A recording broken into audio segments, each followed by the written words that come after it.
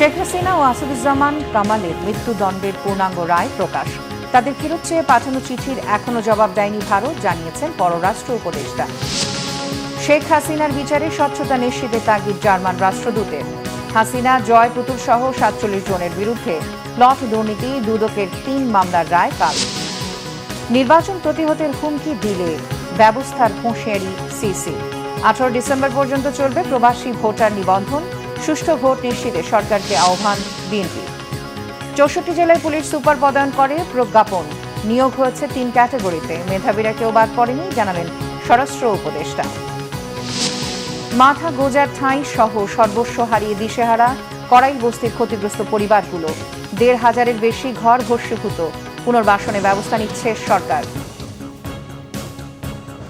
দেখছিলেন crown cement সংবাদ শিরোনাম, এবারে বিস্তারিত।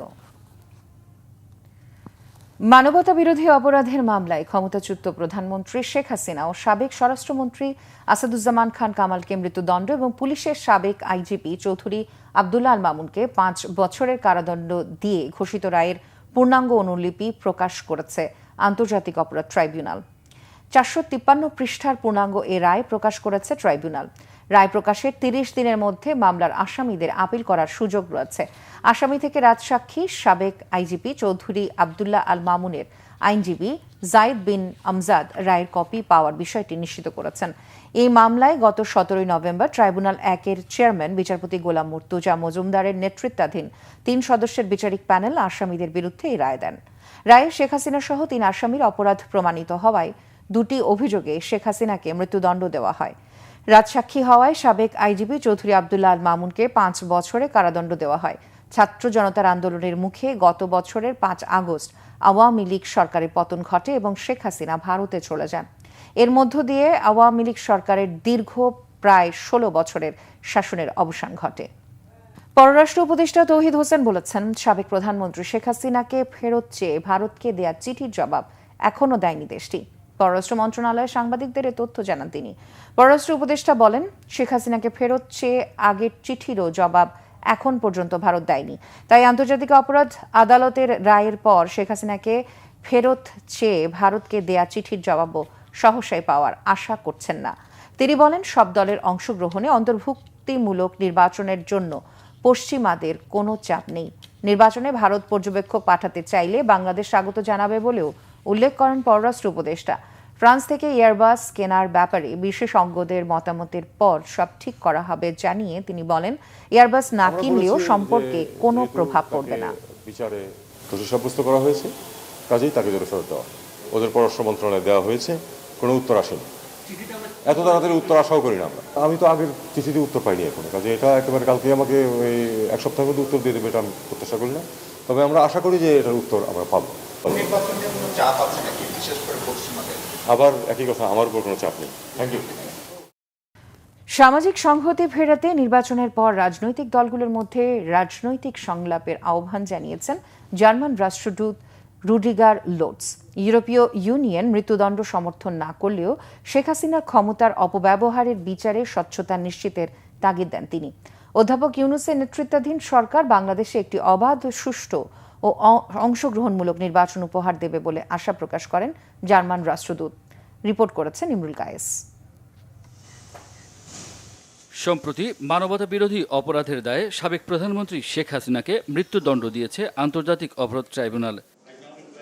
তবে ইউরোপীয় ইউনিয়ন নীতিগতভাবে কারো মৃত্যুদণ্ড সমর্থন করে না বলে জানান জার্মানির রাষ্ট্রদূত রুডিগার লোটস। জাতীয় প্রেস ক্লাবে ডিপ্লোম্যাটিক করেসপন্ডেন্স অ্যাসোসিয়েশন বাংলাদেশ আয়োজিত ডিক্যাপটকে তিনি বলেন, শেখ হাসিনা সরকারের ক্ষমতার অপব্যবহারের বিচার হতে হবে। একই সাথে সামাজিক পুনঃ একত্রীকরণের উপরও জোর দেন তিনি।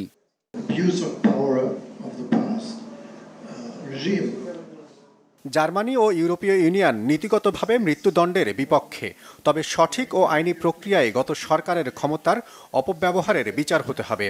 আইন অনুযায়ী বিচার হচ্ছে কিনা তা সরকার ও বিচার বিভাগ দেখবে। পরিবর্তিত পরিস্থিতিতে রিকনসিলিয়েশন বা সবাইকে মূলধারায় ফিরিয়ে আনা জরুরি। এজন্য নির্বাচনের পর রাজনৈতিক দলগুলো জাতীয় সংলাপের আয়োজন করতে পারে।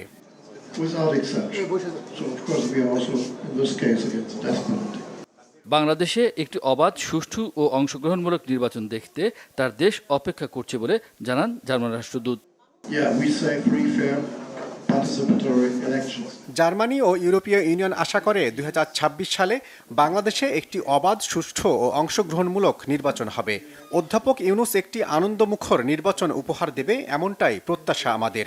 এর মধ্য দিয়ে বাংলাদেশে স্বৈরতন্ত্র থেকে গণতন্ত্রের উত্তরণ ঘটবে, যা দক্ষিণ এশিয়া তথা গোটা বিশ্বের জন্য অনুকরণীয় হবে। অংশগ্রহণমূলক বলতে বোঝাচ্ছি সবাই যেন ভোট দিতে পারে, সব দল সমানভাবে প্রচার চালাতে পারে, নির্বাচনে সর্বোচ্চ সংখ্যক ভোটার উপস্থিত হয় এবং নির্বাচনটা যেন শান্তিপূর্ণ ও সহিংসতামুক্ত হয়। What I mean is about the conduct of the elections. আলোচনার পরও এয়ারবাস না কেনায় জিএসপি প্লাস সহ বাংলাদেশ ইউরোপীয় ইউনিয়ন বাণিজ্য সম্পর্কে প্রভাব পড়বে বলে জানান রুডিগার লোডস। ইমরুল কায়েস, বাংলাভিশন, ঢাকা। প্লট দুর্নীতির অভিযোগে ক্ষমতাচ্যুত সাবেক প্রধানমন্ত্রী শেখ হাসিনা, তার ছেলে সজীব ওয়াজেদ জয় ও মেয়ে সাইমা ওয়াজেদ পুতুল সহ 47 জনের বিরুদ্ধে দুর্নীতি দমন কমিশন দুদকের 3 মামলার রায় আগামীকাল। ঢাকার বিশেষ জজ আদালত 5-এর বিচারক মোহাম্মদ আবদুল্লাহ আল মামুন দুর্নীতি দমন কমিশনের পৃথক এ মামলার রায় ঘোষণা করবেন। ক্ষমতার অপব্যবহার করে পূর্বাচল নতুন শহর প্রকল্পে 10 কাঠা সরকারি প্লট বরাদ্দ নেয়ার অভিযোগে গত 14 জানুয়ারি শেখ হাসিনা সহ 8 জনের বিরুদ্ধে একটি মামলা করেন দুদকের উপপরিচালক সালাউদ্দিন। পরে তদন্ত শেষে গত 10 মার্চ 12 জনের বিরুদ্ধে আদালতে চার্জশিট দাখিল করেন মামলার তদন্তকারী কর্মকর্তা দুদকের সহকারী পরিচালক আফনান জান্নাত কেয়া।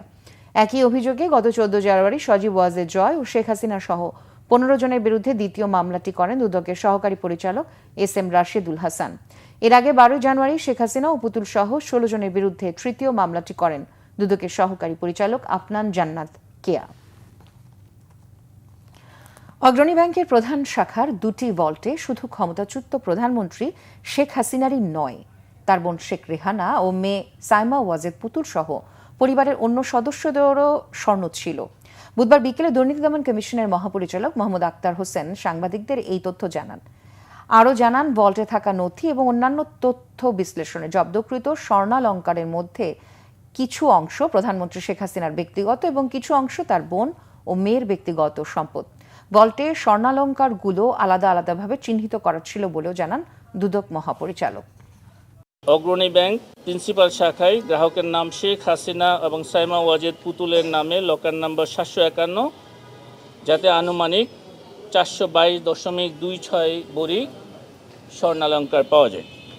অগ্রণী ব্যাংক প্রিন্সিপাল শাখায় শেখ হাসিনা ও শেখ রেহানা সিদ্দিকীর নামে থাকা লকার নম্বর 753 খোলার পর 410.25 ভরি স্বর্ণ পাওয়া যায়।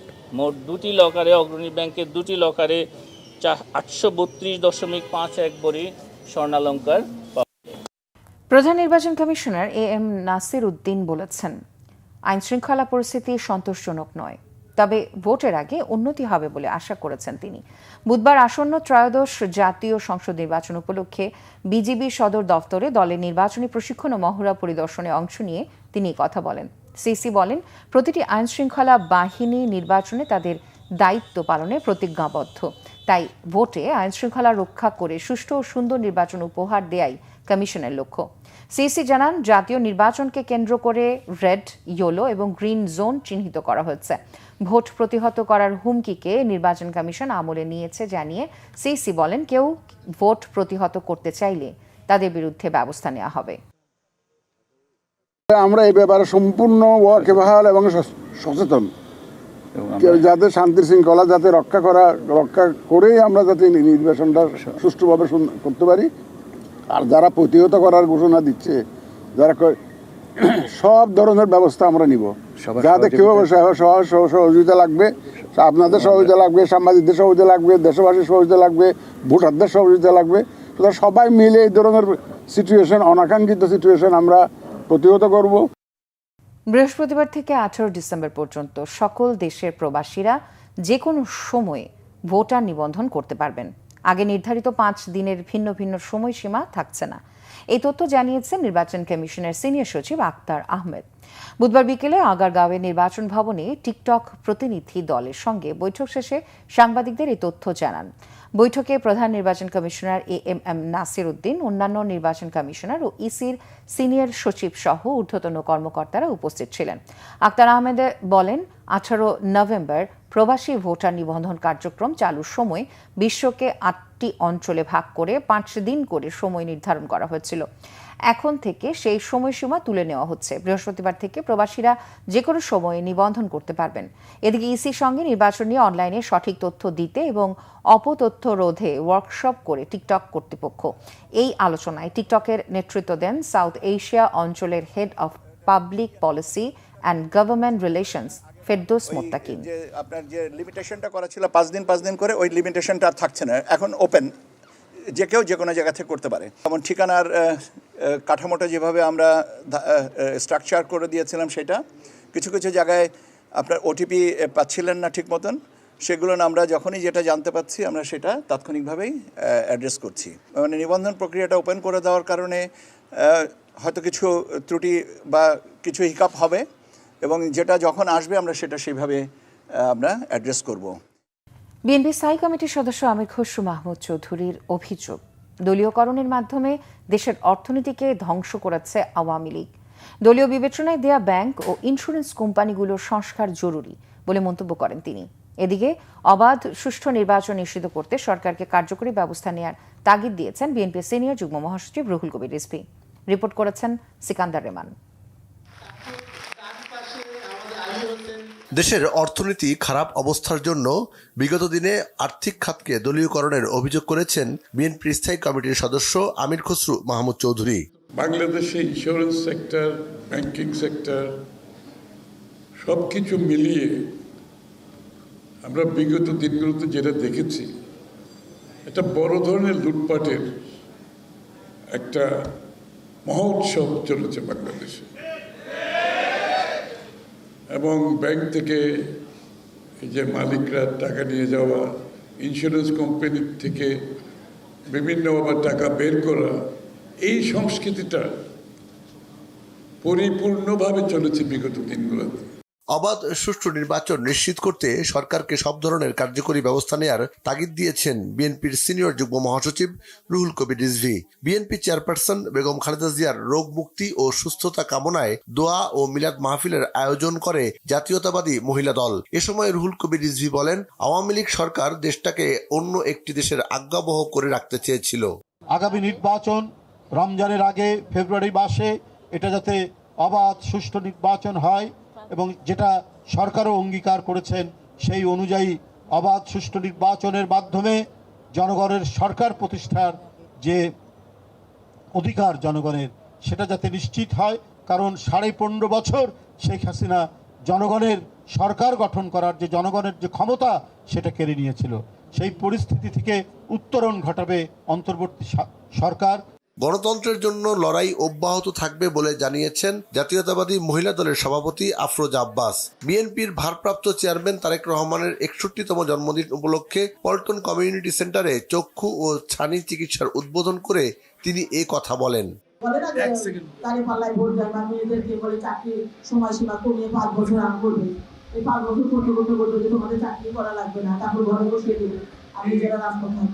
আমরা বিশ্বাস করতে চাই না।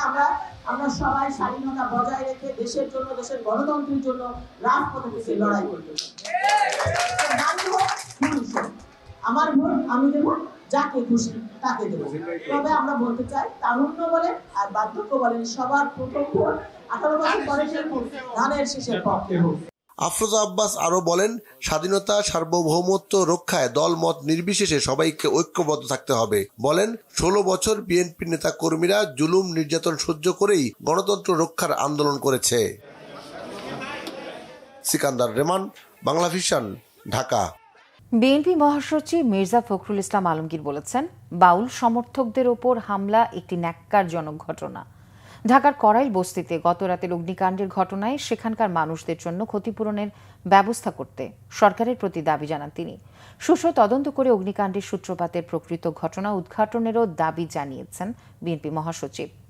বিকেলে ঠাকুরগাঁও জেলা বিএনপি কার্যালয়ে নতুন ভবন উদ্বোধন শেষে তিনি কথা বলেন। মির্জা ফখরুল ইসলাম আলমগীর বলেন, আবহমানের গ্রামীণ সংস্কৃতি বাউলরা গ্রামগঞ্জে গান করে বেড়ায়। তাদের উপর হামলাকে তিনি উগ্রবাদী ও ধর্মান্ধদের হামলা হিসেবে অভিহিত করেন। ঢাকার করাইল বস্তিতে মঙ্গলবার রাতের ভয়াবহ অগ্নিকাণ্ডের ঘটনার উল্লেখ করে বিএনপি মহাসচিব বলেন, সেখানকার মানুষগুলো নিঃস্ব হয়ে গেছে। দরিদ্র মানুষগুলোর জন্য একটি চরম আঘাত।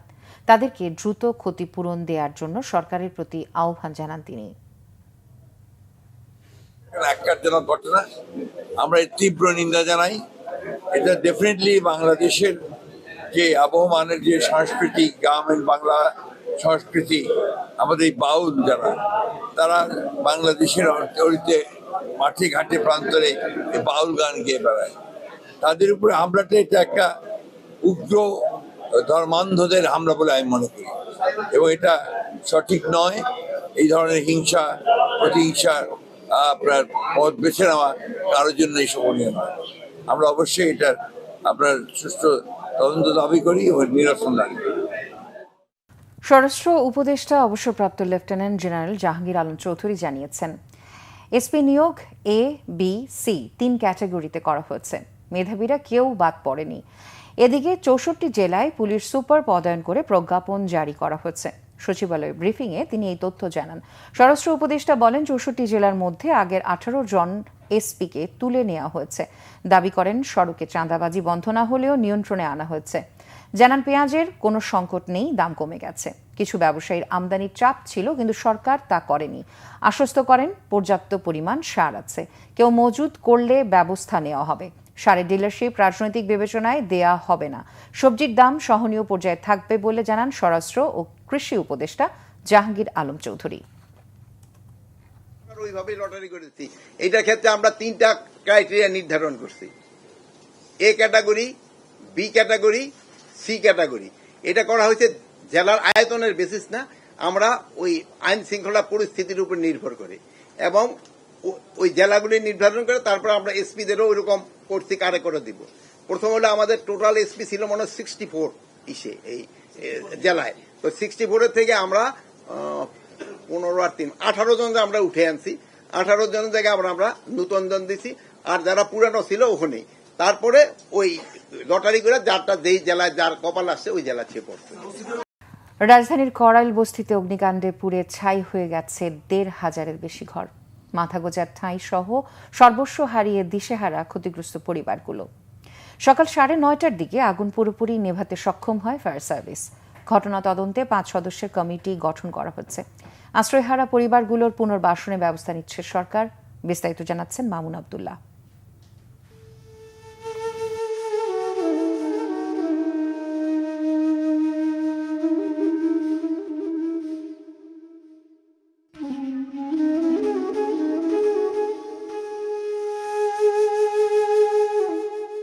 সদ্য সংসার পাতা সজীব স্বপ্ন ছিল ব্যবসা করে বস্তি ছেড়ে মা, সহধর্মিণী আর সন্তান নিয়ে একটু ভালোবাসা নিয়ে থাকার। তাই এবারের শীতে কাপড়ের ব্যবসা করতে কিছু ঋণ আর সামান্য পুঁজি ছিল তার। সেই স্বপ্ন চোখের সামনে এক নিমিষেই ছাই হয়ে গেছে। 3 বছর আগে বিয়ে করছিলাম, বিয়ে করে সংসারটা কেবল শুরু করছিলাম। কিছু টাকা ক্যাশ করে মাল আনছিলাম, আর কিছু টাকা মানে ঋণ করে ব্যবসা দিলাম, হইলে দিয়ে আস্তে আস্তে মানে ভালো পজিশনে যাইতে চেয়েছিলাম, যে সারা জীবন কি এখানে থাকবো। ব্যবসা দিয়া কিছু টাকা হইলে আমি গ্রামের বাড়িতে চলে যেতাম। এত সারা জীবনের সঞ্চয় সব তো পুড়ে গেছে। কয়লার মাঝে এখনো সংসারের স্মৃতি হাতড়ে বেড়াচ্ছেন জোবাইদা। আর পরনের কাপড় ছাড়া এক টুকরো সুতো অবশিষ্ট নেই মরিয়মের মতো করাইল বস্তির অনেক বাসিন্দার। কিচ্ছু নামাইতে পারি না, একটা জিনিস ঘরে কিচ্ছু নামাইতে পারি না। আমার সবই শেষ, টাকা পয়সা সব শেষ। আমার এই যে বাসাও শেষ, দোকানও শেষ, আমার কিচ্ছু নাই, শুধু এই জামা কাপড় 2টাই নিয়ে বেরোইছি। না কোনো খাওয়ার কিছু নাই, পোশাকও নাই, কিছু নাই, মানে একটা বিস্কিট কিনে খাবো এই সামর্থ্য নাই আমাদের। 2টা রুমের জিনিসপাতি কিছু আমরা কুলাইতে পারি নাই, বাইর করতে পারি নাই। নিজের জানডা নিয়ে কোনো রকম খালি পালাইয়া গেছি। ভয়াবহ অগ্নিকাণ্ডের পরদিন এভাবেই খোলা আকাশের নিচে দিন কাটছে করাইল বস্তির বউবাজার অংশের বাসিন্দাদের। আগুনে সর্বস্ব হারিয়ে দিশেহারা পরিবারগুলো। খুব কষ্ট লাগে, গরিব মানুষ মাছ আমরা জোরাইতে পারতাম না, সব শেষ।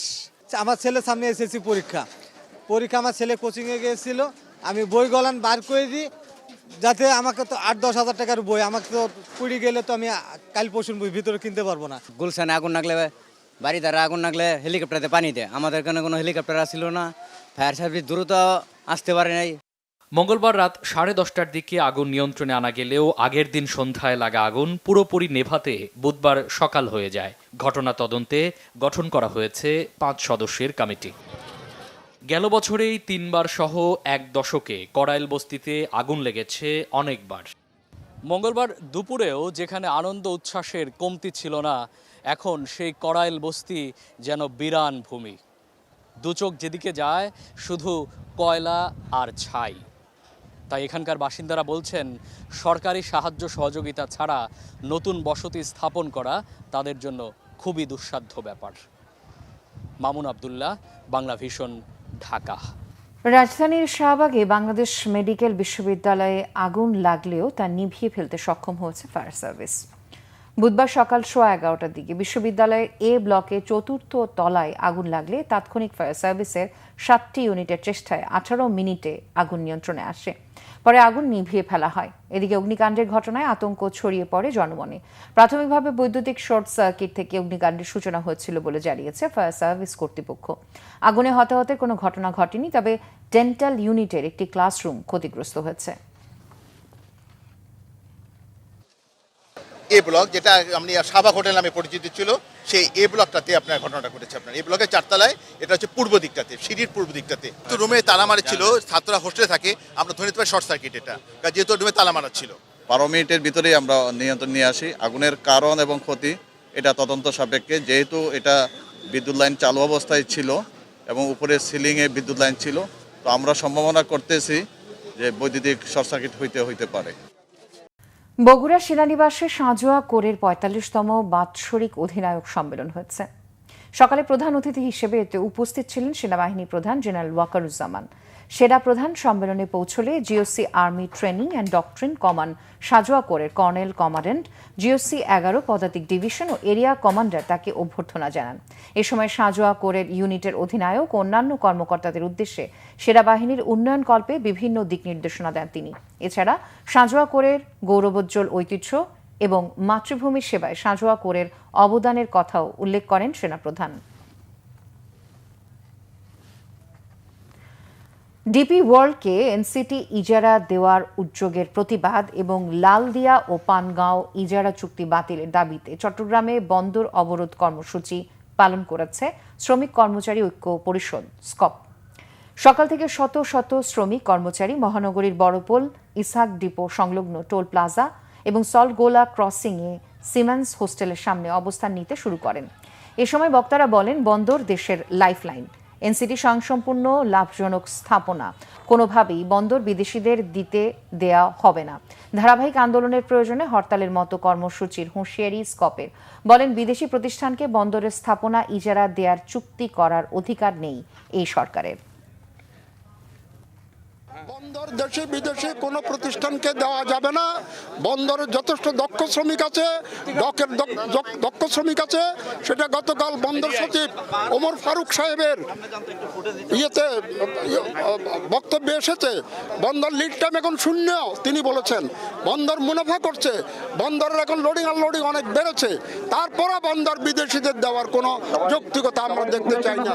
এই অবরোধের পরেও যে তারা অগ্রসর হতে চায়, তাইলে আগামী 5 ডিসেম্বর পুরাতন রেল স্টেশন চত্বরে সারা চট্টগ্রামের শ্রমিক কর্মচারীদেরকে নিয়ে আমরা সমাবেশ করব এবং মুসল মিছিল হবে সন্ধ্যার সময়। তারপরে আমাদের পরবর্তী কর্মসূচি আমরা ঘোষণা করব। ট্রাইব্যুনালকে নিয়ে বিরূপ মন্তব্য করায় বিএনপি নেতা ফজলুর রহমানের বিরুদ্ধে আদালত অবমাননার অভিযোগ আনা হয়েছে। বুধবার আন্তর্জাতিক অপরাধ ট্রাইব্যুনালে তার বিরুদ্ধে এই অভিযোগ আনা হয়। রোববার এই বিষয়ে শুনানির দিন ঠিক করা হয়েছে। ট্রাইব্যুনালে আদালত অবমাননার অভিযোগ দাখিল প্রসঙ্গে প্রসিকিউটর গাজী MH তামিম বলেন, গত 23 নভেম্বর বেসরকারি একটি টেলিভিশন চ্যানেলের একটি টক শোতে অংশ নেন বিএনপি নেতা ফজলুর রহমান। ওই টক শোতে ট্রাইব্যুনালকে উদ্দেশ্য করে ফজলুর রহমান বলেন, এই কোর্ট তিনি মানেন না। প্রসিকিউটর মিজানুল ইসলাম বলেন, তার এই বক্তব্যে ট্রাইব্যুনালের বিচার প্রক্রিয়া নিয়ে প্রশ্ন তোলা হয়েছে। বিচার প্রক্রিয়াকে অবজ্ঞা ও অবহেলা করা হয়েছে। আইন অনুযায়ী এই অভিযোগে 1 বছরের বিনাশ্রম কারাদণ্ড ও আর্থিক জরিমানার বিধান রয়েছে।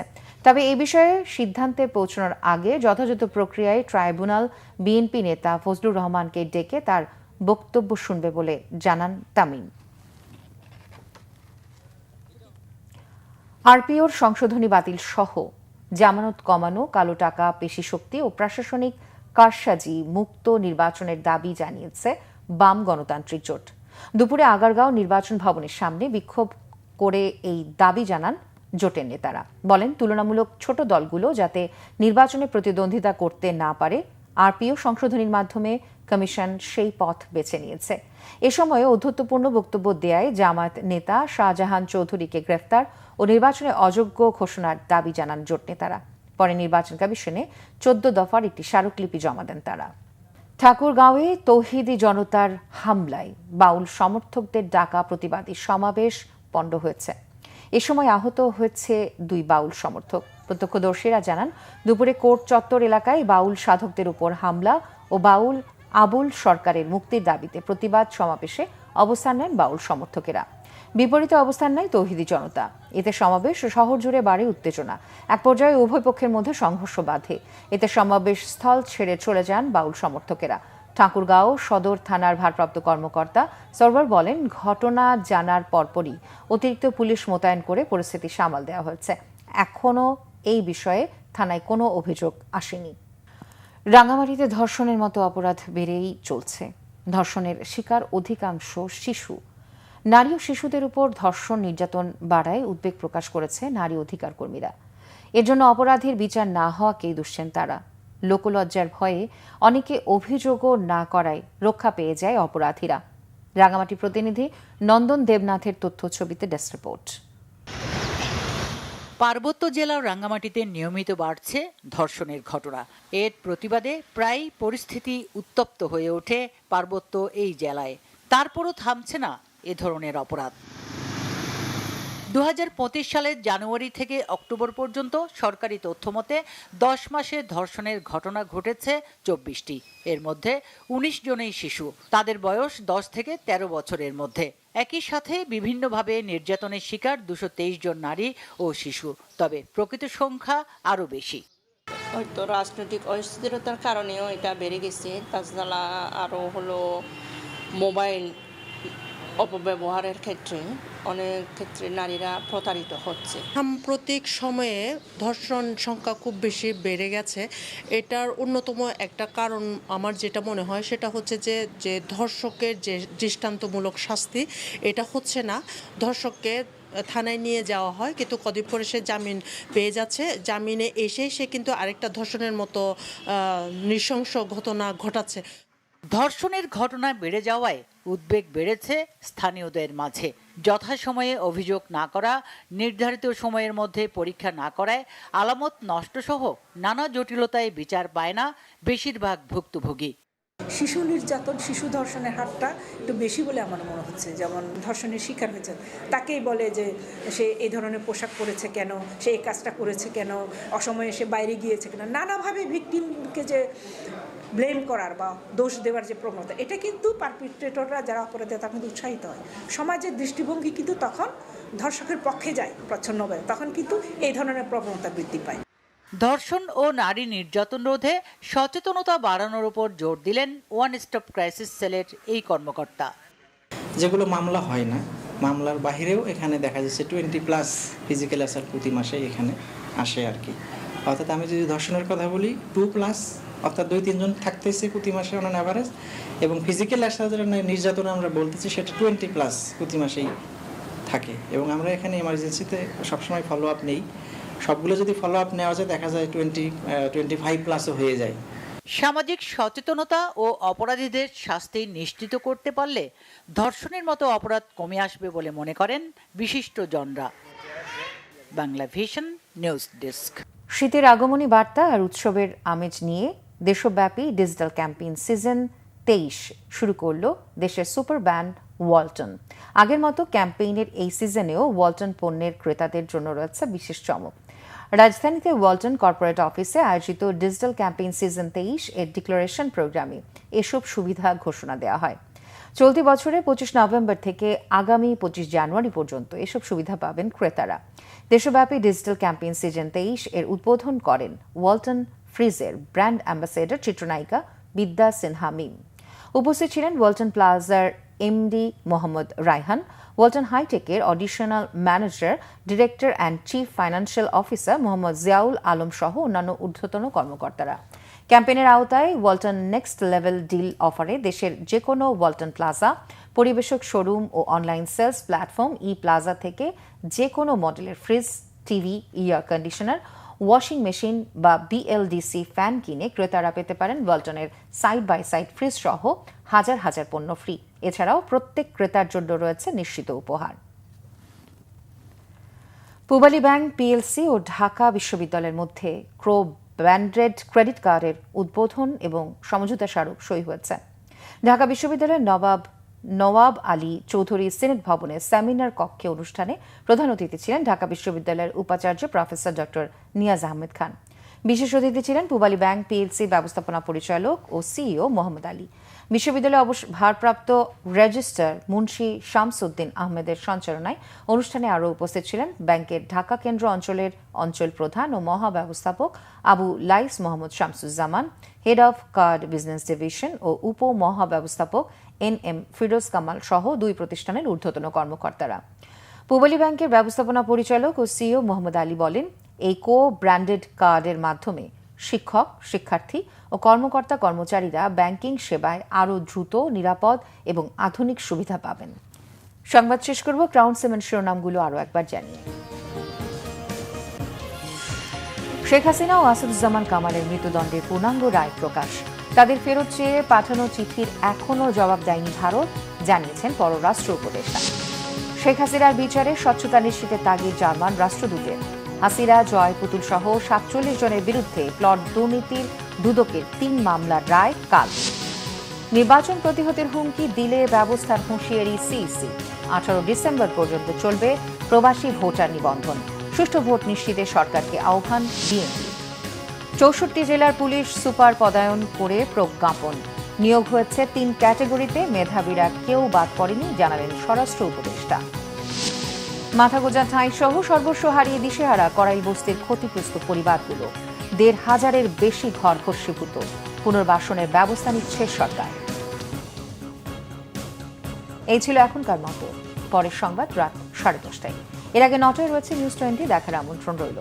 এছাড়া বাংলাভিশন সংবাদ ও সংবাদ সংশ্লিষ্ট অনুষ্ঠান দেখতে ভিজিট করুন www.bbnews24.com ও facebook.com/banglavishnnews এবং সাবস্ক্রাইব করুন youtube.com/banglavishnnews। এতক্ষণ সাথে থাকার জন্য ধন্যবাদ সবাইকে।